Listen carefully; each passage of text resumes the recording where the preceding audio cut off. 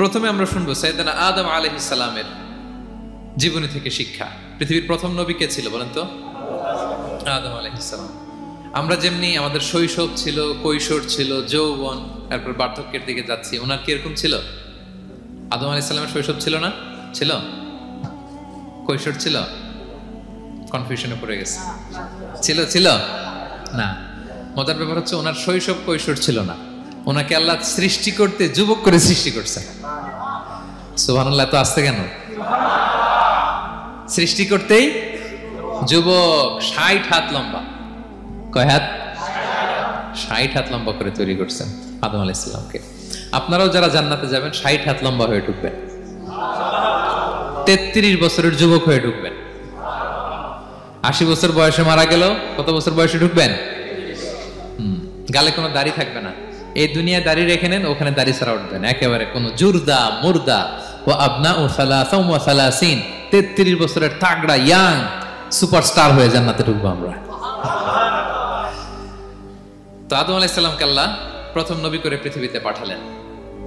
ওনাকে জান্নাতে সব খাইতে বললেন যে সব খাও, একটা গাছের কাছে যেও না। কিন্তু শয়তান, সে তার মিশন নিয়ে আসে। সে আদম আলাইহিস সালামকে ভুলভাল বোঝালো, আদম আর হাওয়াকে, যে একটা কাজ করো, আল্লাহ তাআলা তোমাকে না করছে কেন জানো? আল্লাহ তো চায় না তুমি জান্নাতে থাকো, আল্লাহ চায় তোমাদেরকে দুনিয়াতে পাঠাই দিবে।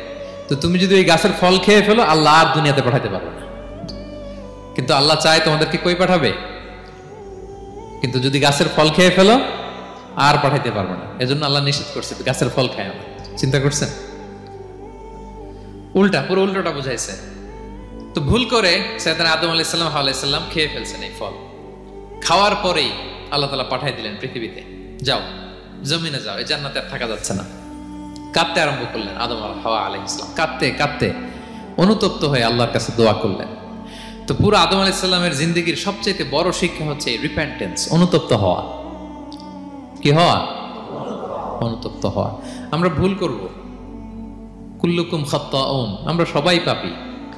সবাই কি পাপী? কে পাপ করি না? আমরা সবাই পাপী। কিন্তু মনে রাখবেন, আমাদের পাপ যত বড় হোক, আল্লাহর রহমতের দরিয়া তার চাইতেও বড়, অনেক বড়। তিনি দয়াময়, তিনি মেহেরবান, তার দয়ার শেষ নাই, তার মায়ার শেষ নাই। তার রহমতের দরিয়া যে কত বড় আপনি কল্পনাও করতে পারবেন না। শয়তান আর আমাদের মধ্যে পার্থক্য হচ্ছে, শয়তান পাপ করে পাপে অটল থাকে, কিন্তু বিশ্বাসীরা পাপ করার সাথে সাথেই ক্ষমা চায় কার কাছে? এটা হচ্ছে আদম আলাইহিস সালামের জীবনী থেকে আমাদের জন্য সবচেয়ে বড় লেসন। সাইয়েদনা আদম আলাইহিস সালাম, উনি ভুল করে যখন বুঝতে পারলেন, অনুতপ্ত হলেন, চোখের পানি ছাড়লেন। 2 ফোঁটা পানি আল্লাহর কাছে সবচাইতে প্রিয়।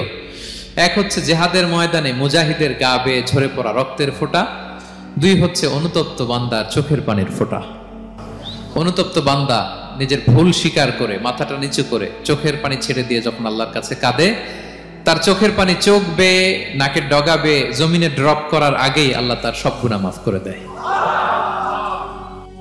সাইয়েদনা আদম আলাইহিস সালাম কাঁদতে আরম্ভ করলেন, কাঁদতে কাঁদতে অনুতপ্ত হয়ে দোয়া করলেন, রব্বানা যালামনা আনফুসানা ওয়া ইল্লাম তাগফির লানা ওয়া তারহামনা লানাকুনান্না মিনাল খাসিরিন। রব্বানা, হে আমাদের রব, যালামনা আনফুসানা, আমরা আমাদের নফসের উপর জুলুম করেছি, ভুল করেছি, অন্যায় করেছি, অপরাধ করেছি। ওয়া ইল্লাম তাগফির লানা, আল্লাহ তুমি যদি ক্ষমা না করো, তুমি যদি মাফ না করো, লানাকুনান্না মিনাল খাসিরিন, আল্লাহ আমরা ধ্বংস হয়ে যাব, আমরা ক্ষতিগ্রস্ত হয়ে যাব, আমরা লুজার হয়ে যাব। এই বাক্যগুলো বলে বলে যখন আল্লাহ তাআলার কাছে দোয়া করলেন, আল্লাহর রহম হলো। আল্লাহ দয়া করে সাইয়েদনা আদম আর হাওয়া আলাইহিস সালামকে ক্ষমা করে দিলেন।